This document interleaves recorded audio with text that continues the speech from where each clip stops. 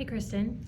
I'm getting some calls from shops, and they are telling me that insurance companies are sending out letters saying that your shop of choice is in disagreement with the cost of repairs. Is there a reason why they would do Yeah, that? I mean, they're supposed to. That's actually Okay. exactly what we tell shops to do as well, right? So let's say a shop, you send in a supplement for 10,000, they've written for 8, and they're sending that back to their customer. It's true, you guys are in disagreement. You wanted 10 and they only want to pay 8, or you wanted 10 and they only want to pay 2, whatever that is.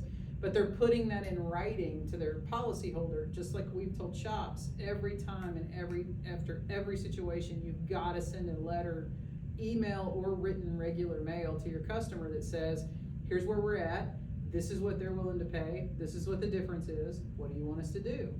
So I guess kudos to the insurers for doing the communication the right way. We just got to get better at it as shops.